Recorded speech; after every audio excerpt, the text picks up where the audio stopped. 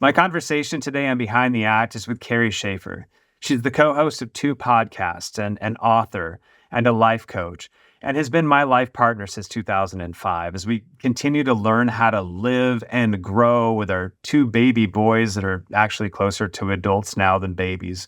Today, we're talking about how acknowledging our own personal limitations can help us allow for more output while being kind to ourselves, and how kindness towards someone else's truth, even if it's in conflict with our own truth, can really make the world a better place. I'm Seth Schaeffer. This is Behind the Act with Carrie Schaeffer. I have a story for you.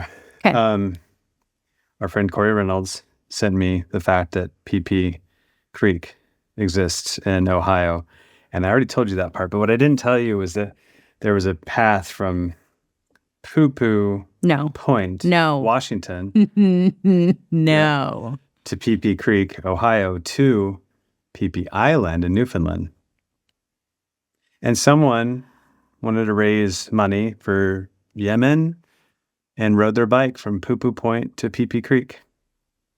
I think his name is Ruby Drummer on TikTok. But there you go. I could cry right now. That's probably the cutest fact I've heard in many moons. It's pretty exciting. And we're sure that it was spelled P-E-E, not both. just P-P. For both the island and the creek. Yeah. These are important data points. These are little known facts, but they're very, very important. Mm-hmm. I'm serious. I could shed a tear. That is so cute. So fact is stranger than fiction sometimes. Yeah, let's go there. Let's go to fiction. Okay. Let's talk about your book. Oh, nice transition. So, yeah.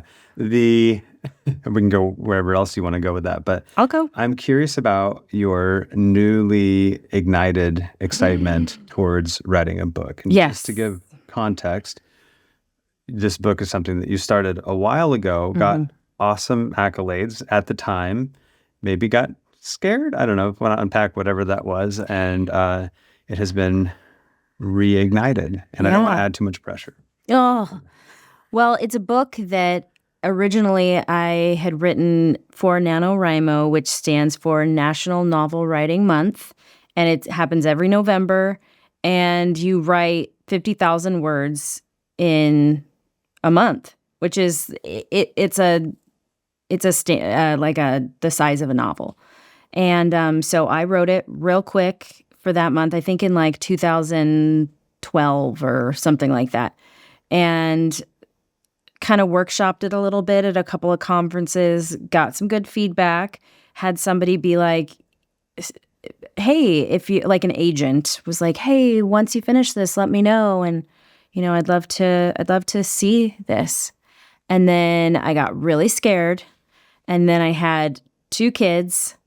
And then everyone was like, what's going on with your book? What's going on with your book? And I was like, it's fine. But these characters never left me, which is weird because people talk about like, oh, the inspiration, like if you read Elizabeth Gilbert's Big Love, or not Big Love, that's something else. If you read her book, Big Magic, she talks about how inspiration kind of like comes in, and if you don't catch the tail of it, it could go to somebody else, like an idea. That never happened for me. And these characters have always just like really been patiently sitting in the corner of my mind being like, when is the time for us? So I just had this, I don't know what it was. And when it was time to have actual children, it felt kind of the same way, where it wasn't a super emotional decision. I didn't have baby fever or anything like that. It was a really logical decision, which for me is really weird because so much of how I operate is off of emotion and feelings. And when it was time for us to have kids, I was like, it's time. And you were like, okay. And then we had kids. And I kind of felt that way about this book too, picking it up this second time, like nearly a decade later. I kind of was like, it's time. And then the book was like, okay. So that's kind of how I came back around to it. Did you get any elbow nudges from anyone? I have been receiving elbow nudges from you and several other people, but particularly from you for a decade now. I'm black and blue on the side from all of your elbow nudges. So message received. So I got a Marco Polo that was like, "Hey Seth, we can't be too obvious, but we have to give some elbow nudges to Carrie because this is such an awesome opportunity, and I know you want to do it." Thank you, Rachel. You're awesome. Thanks, Thank you, Rachel. I love it. My friend Allison has also been, I wrote the first iteration of this book at her house because we were living with her at the time. And so she has always been like, what are you doing? What are you doing? Yeah. Are you doing your book? Then what are you doing? So talk to me about your relationship with the fear that shuts you down and how you allow for other things to get in the way. Yeah. Not that I'm saying that kids get in the way or moving across the country spoiler all the alert, time, they or do. running a business or any of the other things that we do. But what allows for something that you really want to passionately do that has some fear attached to it? Help it like kind of kick it down the road. We'll do that later. Do that later forever.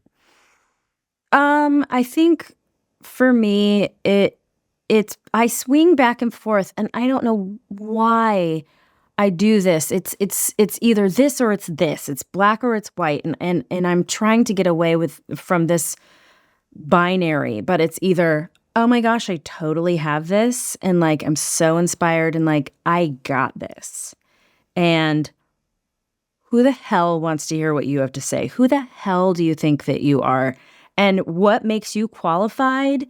And also, like, who cares what you have to say? So I swing back and forth between these two extremes all the time. And so it's trying to stay in this camp of being like, no. But there are lots of times when I'm in the work and I'm feeling the resistance, which looks and feels like, you can't do this. You absolutely can't do this. Maybe you should watch a YouTube video on how to write dialogue instead, which is great. Like, it's fine to do your research.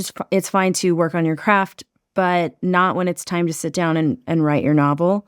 When it's time to write, it's time to write. And so I keep going back and forth, and it's scary. Writing a body of work is scary. Writing an album, writing a book, writing something that takes multiple sessions to do. Because for me anyway, I have to sustain a level of in-lovedness with a project. And it's difficult to do that over a long period of time, I feel.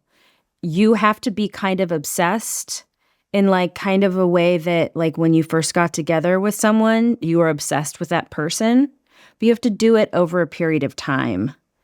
And you have to nurture those feelings. And sometimes you don't have those feelings, but you still are doing the work. And so, did that answer your question? It does. Yeah. I think going down the path, especially around the book, but then also let's talk about life coach certification and the sewing school. I love that you have, I'll acknowledge, and I think you do too, that it's a dopamine chase. Yeah. But a true curiosity that doesn't require permanence because life is so short.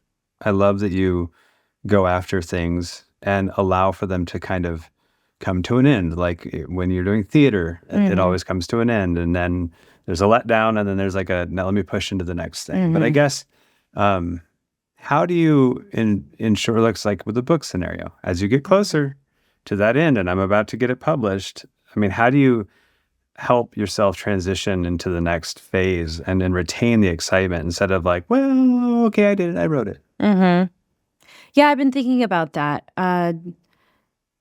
Because I do that thing where it's like I love sewing and I love life coaching. I mean, these are things that are very much in my wheelhouse that I'm passionate about, that I'm interested in. But if I'm honest with education, I enjoy the process of learning more than I actually do enjoy doing the thing. Like I could be in school the rest of my days and I would be fine if I could get paid for that. Unfortunately, you have to pay to do that. So that doesn't work out so well. But so I think it's a mindset shift because while I'm writing, I am learning the whole time, and when you get to an end of a book, it's not, oh, now the journey's over. Oh, now I have my diploma. Oh, now I'm graduating. I'm going into the real world to do something. It's actually, oh, that was just the one part of my journey. Now I'm going to go on to another leg of that journey.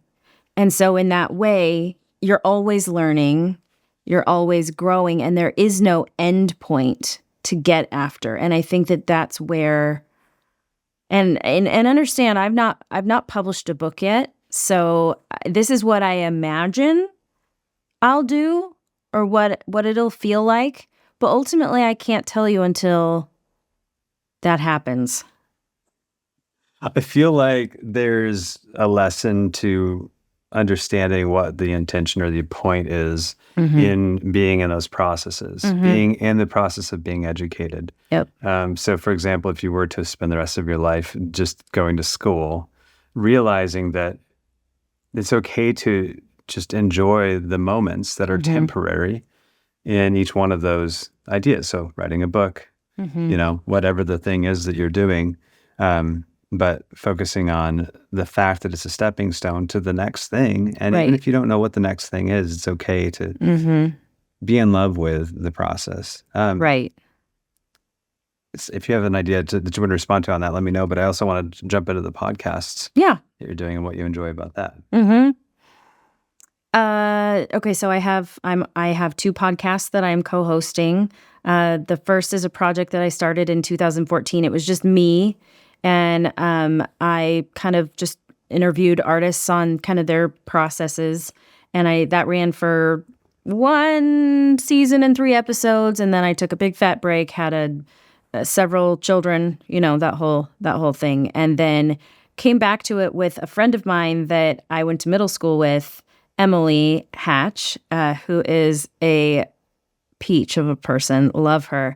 And she's very much in the performance-y part of creativity, and she's a singer. She writes musicals, et cetera, et cetera. And she was like, "Man, I wish that I could do a podcast where I talk to creatives." And I was like, "I have a podcast. It's already created. I have a logo. I have a website. Why don't you and I just do it together?" And she was like, "Perfect. Let's go." So that's what we do. We interview artists on the creative process, much like what you're doing with this project and Behind the Act. And it's fun. We talk about kind of what's going on in our own processes when we're not talking to other artists. And so that has been so much fun. I'm also on another project called the Peanuts Gallery. I co-host it with Patricia Patz, who was the voice of Peppermint Patty back in the movies, or in the 80s, with a couple of Peanuts movies. And she and I talk about how Peanuts characters relate to our inner psyche. And we also interview people, and it's so fun. And I love the podcast. Honestly, Dear Listener is the one that I do with Emily Hatch. And I love Honestly, Dear Listener because it's a way that I can kind of figure out what's happening in my artist's brain as I go along in my craft or in my crafts, and a way to talk about it, and a way to be like, to be bouncing ideas off of her and to get feedback from people that are listening to the show. And it makes me feel like I'm not alone, because a lot of times I feel alone when I'm creating. Yeah. And I don't want to feel alone. That feels isolating, and it feels it feels like I'm the only weirdo out there. And I know that is not the case. So I like to feel like I'm surrounded by other weirdos. I love it. Okay, so rewind, we'll just say in the past, because the timelines don't totally correlate, but when you started the podcast, it was high production value, more Radio Lab-ish than this type of a conversation-focused podcast. And it was intriguing. The conversations were great, the way you unpack stuff, but it was a lot of work. It was so much work. So much work. And another recent acknowledgement that you told me was, I read my old version of the book and it was not good. I did not, was not ready, whatever. So what I want to unpack is how now honestly, dear listener, it's relatively comfortable. It's always hard. Podcasting is hard. Yeah. But it's relatively comfortable as far as workload goes. You're there doing something with somebody else. And you've allowed for the bar, quote unquote, to be lower. Yeah. For the sake of continually being happy and sharing it with the world.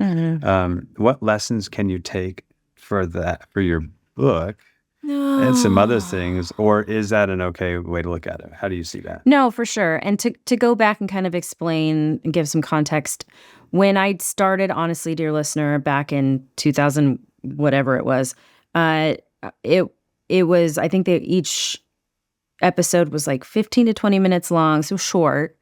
And I did them every other week, but they were high production value. I had like music in there, and I cut out all the ums and too long pauses. And it's ironic because it's called Honestly, Dear Listener. It didn't feel dishonest at the time, but looking back, I had such a firm control over what I was doing and how it was going to come out. And I don't regret that, because I think I had to go through that to get to where I am now in the format that it is right now. I mean, I remember spending like 10 hours editing that thing for 15 minutes, and that's great. If some podcasts are doing that, I know, it's Radio Lab probably does that. For a 15-minute episode. But they have a whole crew, a whole staff, and it's just me. And so I was spending so much time on editing and not as much time on interviewing. And I missed that. I wanted to flip that equation if at all possible. Yeah. And so you kept being like, why don't you just like set up a thing and just have a conversation? Like, stop editing the hell out of it. And I was like, it's just not going to be as good and professional. And then, but here's what we did discover once we picked it back up last year is it's so much more doable and sustainable for us at this point in our lives to lower the bar quality-wise and take my hand of control out of it and kind of let whatever happens in the conversation happen and keep the ums in there.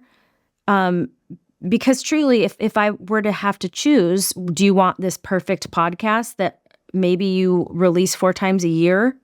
Or would you like to have podcasts that are more honest, that are going to be more conversational, and release one every week? Like, one gets done, the other one doesn't. Right. And I'd much rather have something that's done and put out there than something that it doesn't happen because I am trying so hard to make it do things. I do want to acknowledge that there's a difference between filming a podcast like this and creating a movie that's meant for theatrical release. Totally. So there is, I think, a benefit in practicing the art of trying to nail top Hollywood stuff. And as familiar as I am, and a lot of the tools that go into making movies, if I were to try to go make a movie, especially by myself with no budget, it's not going to look like a Hollywood film. Totally. No matter how hard I try, even though I think I understand so many parts of that process. On the music front and basically everything I do, as you know, I work really hard to try and get a skill mastered and to a level that's unnecessary and it's unhelpful for the actual goal of releasing something. But I like kind of trying to get to that place of going, well, that's what it means to make it perfect. And the trick for me is pulling that back to go, well, I know what 100% is, and I'm deciding not to do it. Right. Not the other way around. Like, I can get to 80%, but I don't know how to get to 100. Now, granted, that cascades into ineffective output for periods of time. Right. But, for example, with the podcast, it took me 8 months or whatever to get it going, and now it's going. I feel comfortable. Yeah. And also, occasionally we're filming hours before it releases. Right. Hooray. But because of the process I put in, it makes that manageable. Right. Well, and that's the balance. I'm not saying that if you try really hard and make something that is of excellent quality, that's somehow not as honest, or it's not. That's not it at all. It's just you have to find the balance with yourself. What can I do at this point in my life to make something sustainable? Like, and for me, with the podcast, it's like if I lower that bar, that's going to be more sustainable. Same thing with my writing. If I'm expecting myself to write 8 to 10 hours a day, that's not sustainable. So finding with my art a level of sustainability and keeping it there, and maybe challenging myself over time, but until I get it's all about sustainability. Yeah. Talk to me about the sustainability of trying to do the full send. I'm going all out and I'm going to make this as perfect as I can.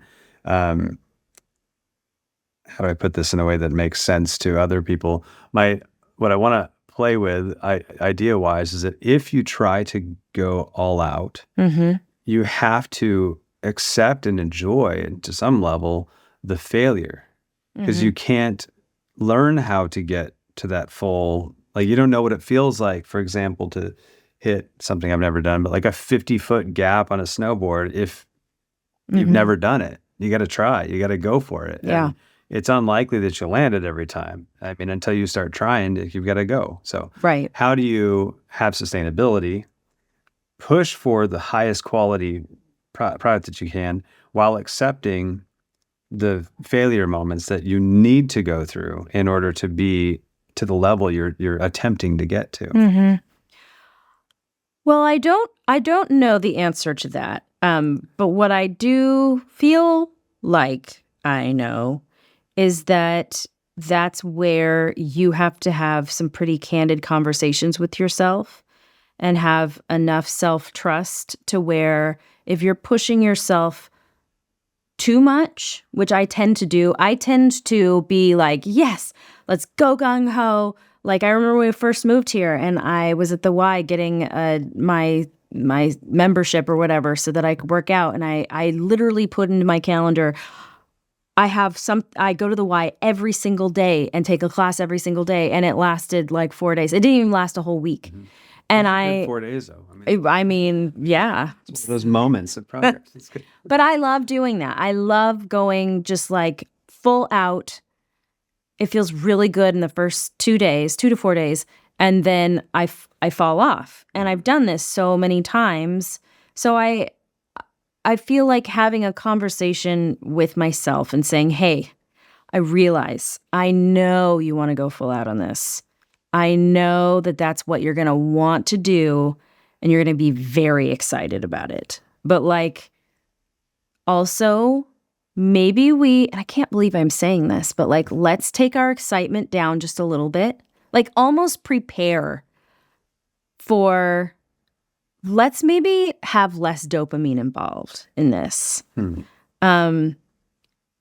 Because I feel like that huge dopamine spike at the beginning of starting something new almost has a way of like, once it tapers off, because it always will, we're always trying to get back to stasis. Once it starts to taper off, we go, I don't want to do that anymore. Whereas if we kind of temper ourselves and be like, okay, I'm getting excited, I'm starting something new. Well, maybe I'll pull it. Maybe I want to be here. I'm going to pull it back to here and see what that feels like. So when I taper off, it's not such a huge like, and then I'm like, I don't want to do it anymore. I don't know if that answered your question. It does, but I kind of want to call BS on that a little bit, because Do it. The excitement that you're able to enjoy and other friends that were around, like the highs are high. And tempering that seems uncharacteristic literally for who you are.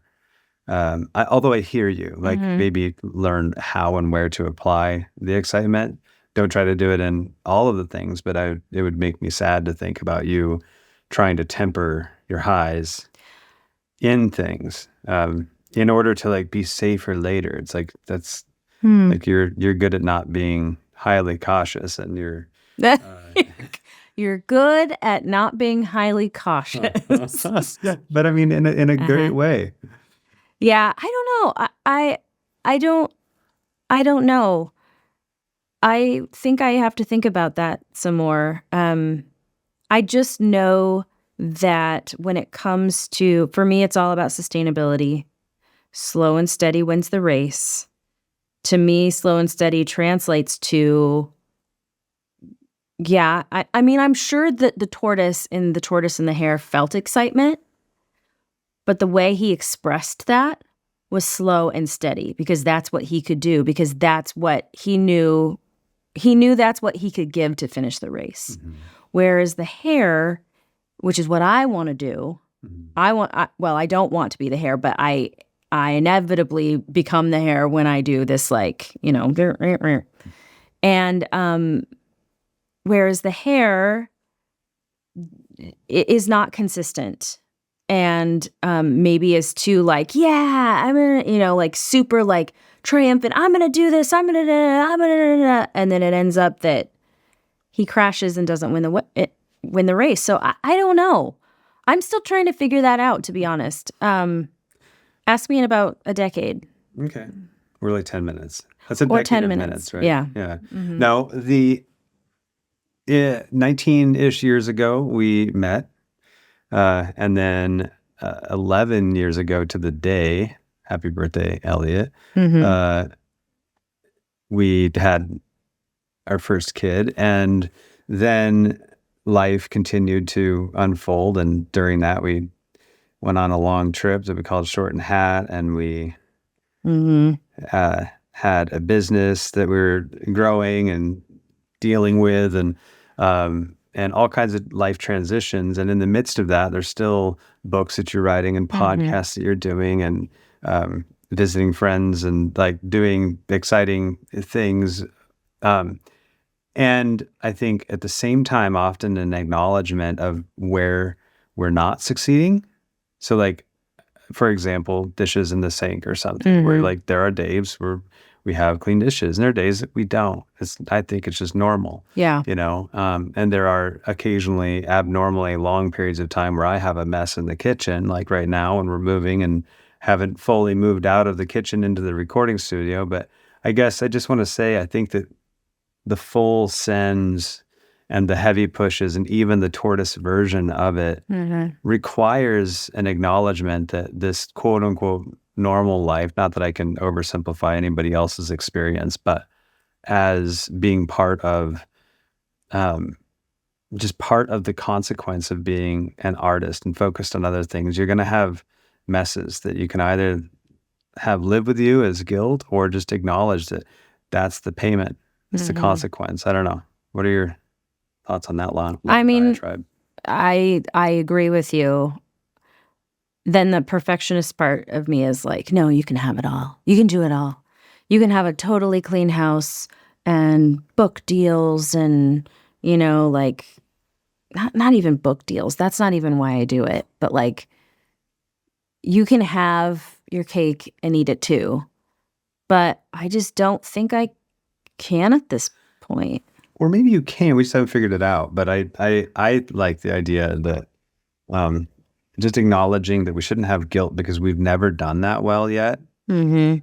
I think it's okay.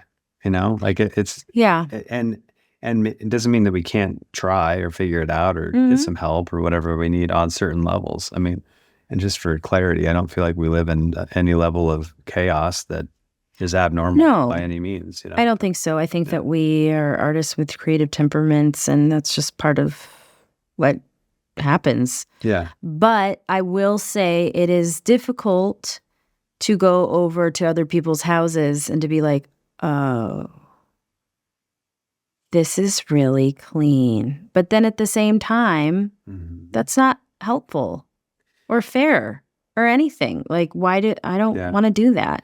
I think it's kind, and I've said this a couple of times on this podcast, but I think it's really not helpful to apply guilt or shame to other people for either having a clean house or Mhm. or having a dirty house. I do tend to be one of those people that when I walk into a house that has not been picked up, whether in a fake or a real way, by the people, it makes me feel more at peace with that person because I feel like they trust me more. Mm-hmm. And so, That's probably true. yeah, That makes sense. I mean, we obviously don't live in a perfect house, and sometimes it's perfectly clean. It's great, but yeah, it's yeah. What are you most excited about now? About in general in my life. Yeah. I'm really excited about. Uh, I'm really excited about being able to be inside these characters that I'm making. They're interesting, and I think that they're fascinating, and the subject matter I find fascinating as well, or else I wouldn't be writing about it. And I just it's just fun, and it's nice when get into that state of flow with the writing, where I forget what time it is. That feels really, really good, and that's what I look forward to probably the most right now.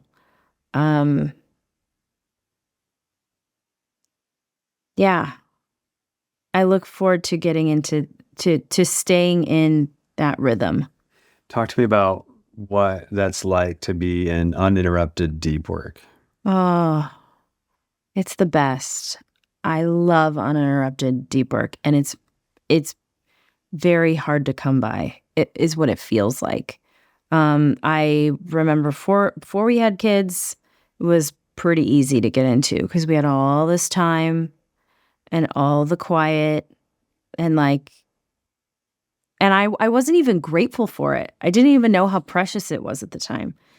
But it just feels like it feels, I don't know how to describe flow state. It feels wonderful and magical, though. What about for you? Well, I mean, just to acknowledge, I think for the listeners, right before we hit record, we said, "Hey, boys, it's time to be quiet because we're going to try to record an interview." And then I had to go back over and say, "Hey, no, but really." And then right now, I still can hear their voices, and so it's hard for me to stay totally focused. I'm certain that won't be picked up on the podcast, probably, but I hunger for it, and obviously, I have to have moments, it's just extended periods of time that are pretty unstimulated. And so it's been harder to come by. As much as I love mornings, it's difficult. And obviously, I don't have to clarify this, but absolutely I'm in love with how both of our boys' brains work and what they do creatively and share stuff. And I love the together time. But the personal deep work side, I hunger for it. And I feel like right now I get it in closer to 12 to 15 minute bits instead of 3 to 4 hour bits that I used to get. And there's a massive difference there. Yeah. And I haven't been effectively meditating well for the last few months or whatever. And I feel it in my ability to bring my attention to something and stay on it, which is difficult. It is hard. Well, and then you add the phones and social media in there. I know what you're talking about. Yeah. I, by the way, Just kidding. deleted social media from my phone, I think a week ago. I was going to say, how many days ago? It's been 5 days, 5 to 7 days, and it has been terrible and amazing and relieving, but it's also terrible. Yeah. I had a situation where my phone wasn't unlocking and it froze me out of it, and I could not access my phone, and I wasn't home, and it was the nicest thing in the world. My phone was 30 minutes. Nope, you can't try to log in for another 30 minutes. I was like, huh, this is really great. Yeah. I can't. Mm-hmm. Thank you. Yeah, it is great. It's relieving too. I felt I felt such a huge amount of relief once I deleted those things, even though I knew I was going to miss them, and I absolutely still do. And I find myself being like, where's Instagram? Oh, yeah. Ugh. Um, but I do feel relief because it's like I don't have to check in with that every day, Yeah. you know? What brings you hope for our boys in the world moving forward? Um, Let me importantly say, and for you. yeah. Uh, it's difficult sometimes because I do feel like we live in heavier times, and I don't know if every generation feels that way, but I do feel like there's maybe some hard things coming up for us. I also there's hope in that um, human beings are pretty resilient, and um, I think that hard things are very good for us. Yeah. In fact, we live such cushy lives that we're not grateful for what we do have, myself included, very much included in that. And when I read things like, and I know I mention this book series all the time, but when I read things like Little House on the Prairie and they talk about, what they went through just to have a fire or just to have something to eat for that day, it it's really astonishing that they had any time at all to create because everything was so based on survival and saving up, the harvest and then, hopefully that got them all through winter, but they still created within that as well. Yeah. So I guess I take comfort in even if things go horribly, horribly wrong, there's still hope in that humans always find a way to survive, and they somehow also find a way to create. And creating things doesn't even necessarily put food on the table, although sometimes it does. Sometimes it absolutely doesn't. And yet we still are it's so important and so elemental to our humanity. And so we've the human race has been through crap before. Mhm. It's gonna go through crap again. And human beings figure out a way to survive. I don't disagree with you. I think that there's a lot of tumultuous messages. And I think I mean, from a political standpoint, which I don't always love getting into, but I feel like I hear it with as much belief and excitement and conviction from both sides. I'm saying both American, Democrat, Republican, but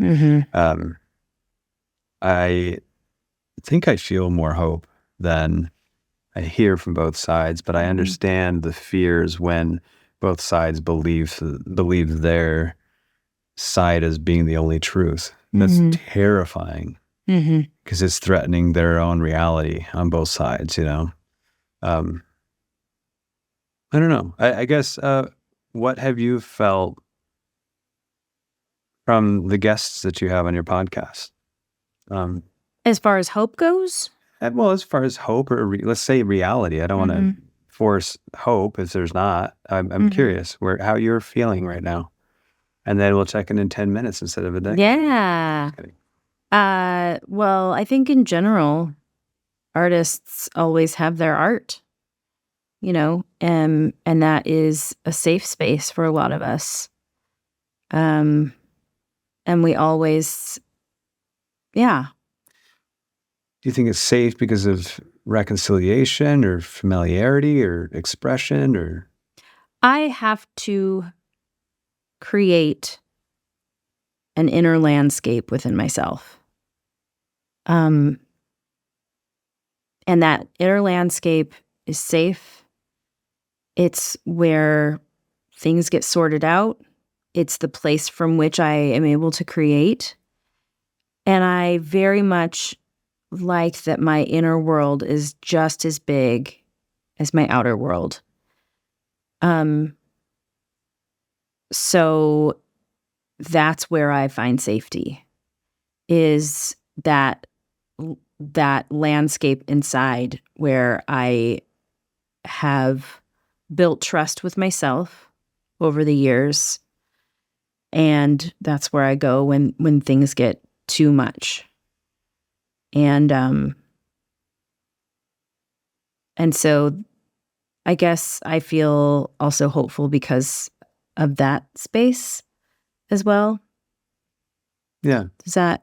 Yeah, it does. I mean, I feel like I have my own version of that. I'm wondering if you see any difficulties that creates With your version of reality. Like same thing for me. I guess me going quote unquote first on that question is like I confirm my own biases really well. We joke a lot of the time, like I'm a great salesman. As soon as I believe something, I'm like, oh, okay, we're going to learn how to justify this. Let me figure that out, So, I mean, my inner world allows me to build whatever realities and then justify the actions that it takes to get there really well. I'm just curious on your end. I don't feel like I'm figuring out right or wrong or anything like that in my inner reality. So much of my life has been about driving myself to do things and to be a certain person and to portray a certain thing.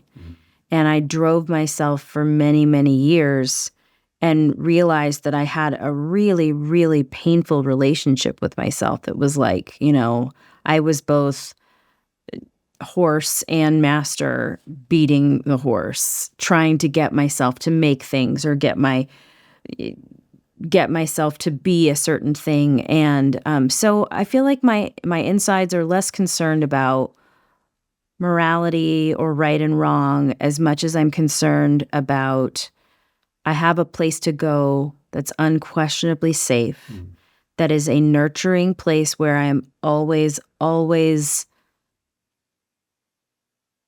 free to be myself, and that's where I go when things get to be too loud and too confusing.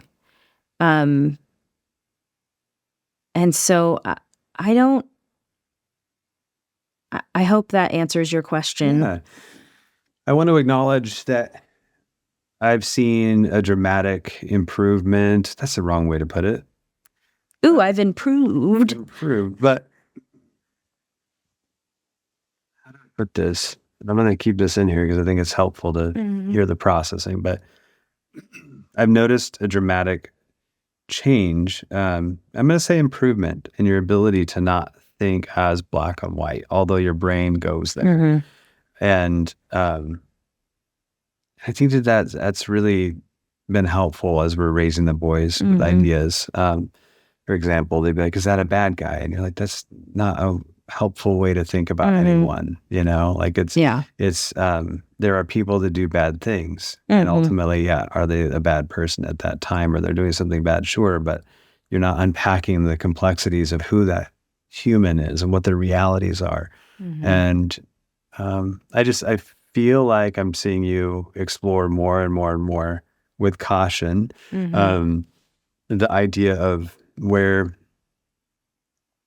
how both truths can be true, and both sides of a coin can be there, and the addiction to like being 100% like this is true or this is true, So you've been letting go of that in a way that I think it seems to me has improved your mental health and happiness.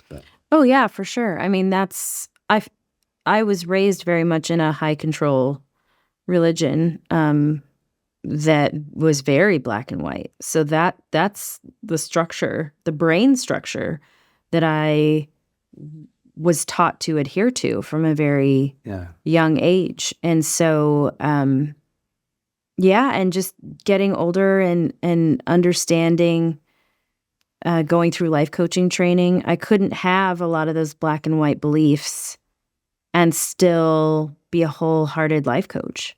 Right. it doesn't work. And so, and I am not as kind to myself when I hold on to those black and white beliefs. So, and it's also boring. Black and white is boring. It's not nuanced. It's not taking into consideration how complex people are and how interesting and nuanced situations are. And so, yeah, but I very much find myself slipping into it because that's my original It's programming. very, very safe. It is to safe. believe it. And it's Feeling. easy to identify who is on the team that you root for as well when you live in black and white, which makes it safe for humans. Totally. So I definitely try to not ever live in the camp of anybody is wrong, although I agree more with certain sides as others. But it's interesting to me when people are they're so certain of their correctness. Right. I'm like, okay, that's really interesting. I want to push into that, not to challenge, but to learn. Like, I know for sure I'm right about this. Like, okay, Yeah. it's fascinating. I mean this facetiously, but like, you're really smart. But that's not what I mean. But because I've been there, and every time I was there, I realized how I was at least partially wrong, if not completely, about something, or at least I feel like I was at this point in my life. But I love it. What was I gonna? One last thing. What can we learn from the phase that the kids are saying these days to go touch grass? Oh, okay. I don't really know what all this means. Okay, I'm an elder millennial and I'm tired.